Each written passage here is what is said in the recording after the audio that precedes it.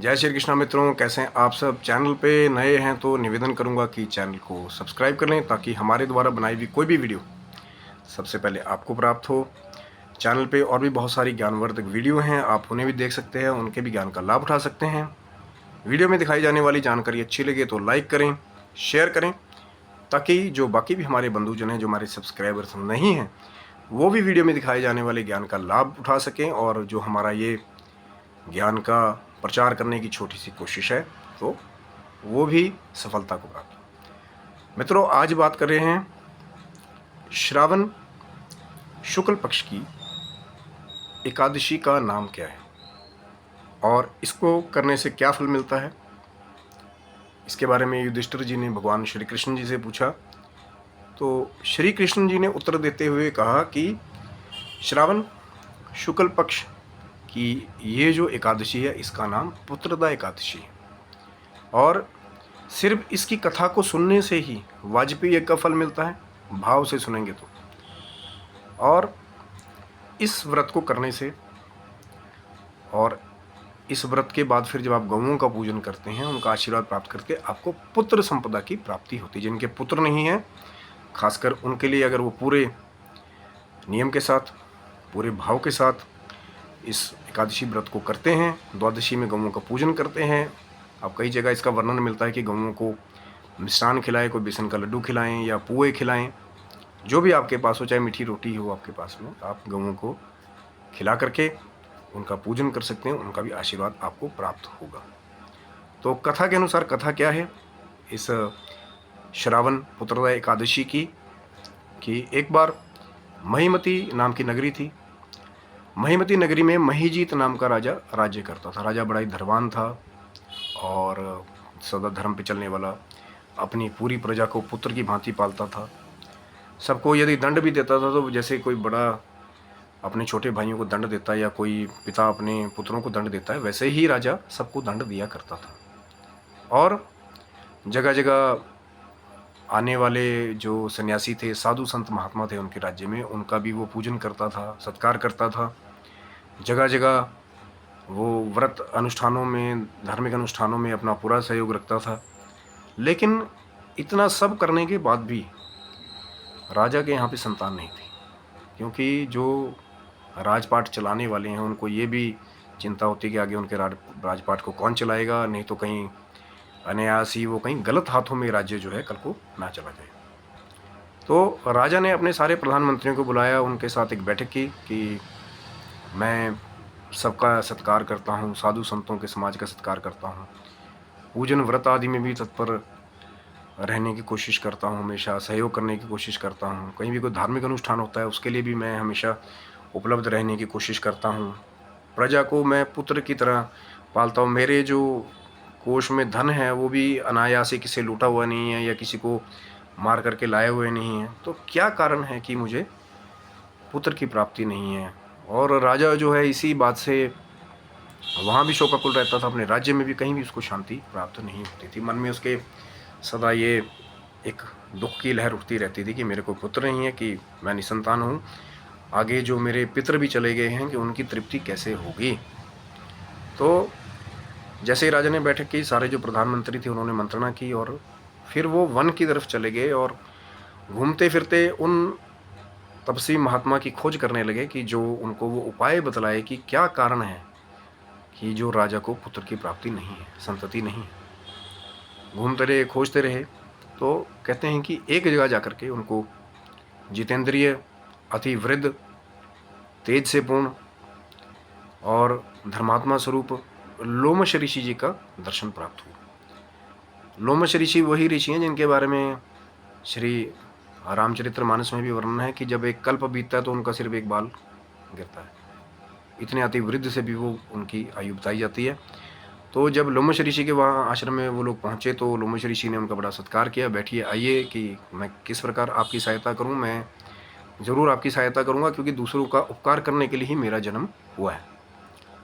तो सब ने, जो प्रधानमंत्री गए थे, उन्होंने बताया कि ऐसे ऐसे करके हम महिमती राज्य से आए हैं, वहाँ पे हमारे राजा बहुत परेशान हैं, शोकाकुल हैं, उनका कोई उत्तराधिकारी नहीं, कोई पुत्र नहीं है, जिसलिए हम आपके पास आए हैं कि आप वो उपाय बताएं। पहले तो वो कारण बताएं कि क्यों पुत्र नहीं है, फिर हमें महाराज उपाय इसका ज़रूर बताएं कि कैसे इस समस्या का जो है वो निवारण किया जाए। तो लोमश ऋषि ने जैसे ही अपना ध्यान लगाया और ध्यान में देखा और कुछ समय मौन रहने के बाद उन्होंने बताया कि आपका ये जो राजा है ये पिछले जन्म में बड़ा कंगाल था और कुकर्मी था। ये एक वैश्य था, बनिया था, और दूर दूर राज्यों में ये अपना व्यापार करने के लिए जाया करता था। कहते हैं कि एक बार राजा 2-3 दिनों से भूखा प्यासा व्यापार के लिए भटक रहा था, कहीं उसको जल नहीं मिला, अन्न नहीं मिला। तो उस जो 2 दिन, जो एक दिन था वो पुत्रदा एकादशी का दिन था, जिस दिन राजा ने भोजन नहीं किया और जल भी नहीं ग्रहण किया। तो उसके द्वारा पुत्रदा एकादशी के व्रत हो गया अनजाने में, जिससे उसको राज्यपाट की और धन की प्राप्ति हुई। लेकिन अगले दिन जब द्वादशी के दिन वो अपना व्यापार के लिए भटक रहा था तो एक सरोवर उसको मिला। वहाँ एक नई ब्याही हुई गौ जो है वो पानी पी रही थी, जिसको राजा ने खुद पानी पीने के लिए वहाँ से हटा दिया और भगा दिया। तो गौ माता का श्राप लगने से राजा निसंतान हुआ। पिछले दिन व्रत के फल से उसको धन ऐश्वर्य की प्राप्ति हुई, लेकिन अगले दिन द्वादशी को, जिस दिन पारण का समय था, गौ माता के श्राप से उसको निसंतानता, यानी कि उसको पुत्र रत्न की प्राप्ति फिर अगले जन्म में नहीं हुई। तो आप लोगों को ये उपाय करना चाहिए कि जो ये श्रावण शुक्ल पक्ष की पुत्रदा नाम की एकादशी आएगी, उसका अगर पूरी प्रजा जो भी कर सके सम्मिलित होकर व्रत करें और उसका पुण्य फल जो है राजा को दे दें, तो निसंदेह ही राजा के पुत्र होगा। द्वादशी को आप पारण करें और गौ माता का पूजन करके उनको मिष्ठान वगैरह खिला करके उनका भी आशीर्वाद प्राप्त करें। तो लोमश ऋषि ने उपाय बताया और कहते हैं कि आगे कालांतर में प्रजा ने भी वो व्रत किया, राजा भी उनके साथ सम्मिलित होके वहाँ पे रहा। फिर सबने द्वादशी के दिन पारण करके अपना जो पुण्य फल था गौ माता की सेवा आशीर्वाद से वो राजा को समर्पित कर दिया और आगे चल के राजा को पुत्र रत्न की प्राप्ति हुई।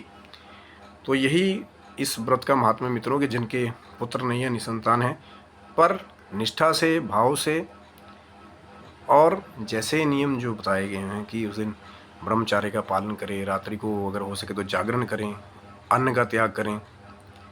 उसके बाद द्वादशी में जो पारण समय है उनके सारा आप त्रयोदशी से पहले पहले द्वादशी में ही पारण कर लें, हरिवासर का ख्याल रखें।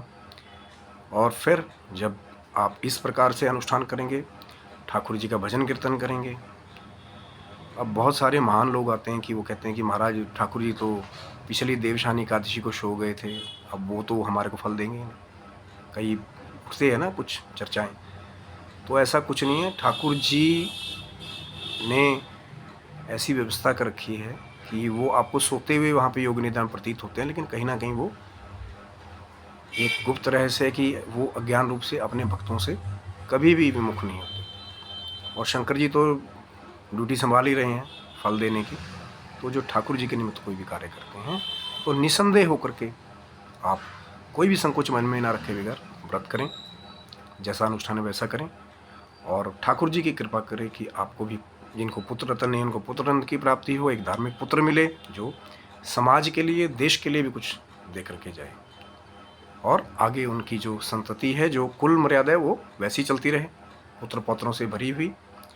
तो आशा करता हूँ मित्रों, ये थी श्रावण शुक्ल पक्ष पुत्रदा एकादशी की व्रत कथा, और आशा करता हूँ वीडियो आपको अच्छा लगा होगा। अच्छा लगा तो लाइक ज़रूर करें, शेयर करें, ताकि बाकी भी जो बंधुजन हैं यदि कोई समस्या से पीड़ित है तो उन्हें भी ठाकुर जी की कृपा प्राप्त हो, एक निमित्त श्रेय आपको भी मिलेगा। और उसके बाद जो है आप चैनल को सब्सक्राइब कर सकते हैं, क्योंकि और भी बहुत सारी ज्ञानवर्धक वीडियोस है लाने की हमारी कोशिश है। और बहुत सारी वीडियोस पहले भी जो हैं चैनल के ऊपर हैं, जो अपलोड की गई हैं, उनको भी आप देख सकते हैं। वीडियो में कोई त्रुटि लगे तो कमेंट बॉक्स में आप शुद्ध, सरल, अच्छी भाषा, अच्छे शब्दों में आप ज़रूर कमेंट करें। अगर आपको कोई भी चीज़ बुरी लगती, कई बार हमारे से कोई चीज़ हमारे ध्यान में नहीं होती, तो आप ज़रूर उसको बताएं, लेकिन मर्यादा का ख्याल जरूर रखें। तो आशा करता हूँ मित्रों कि ठाकुर जी कृपा आपके ऊपर बनी रहे, आप स्वस्थ रहें, मस्त रहें, दीर्घायु हों, निरोग रहें, आपका पूरा परिवार खुशहाल रहे, और ठाकुर जी और लक्ष्मी माता का जो ऐश्वर्य का आशीर्वाद है वो आपके परिवार पे, कुल पे सदा बना रहे। जय श्री कृष्ण मित्रों।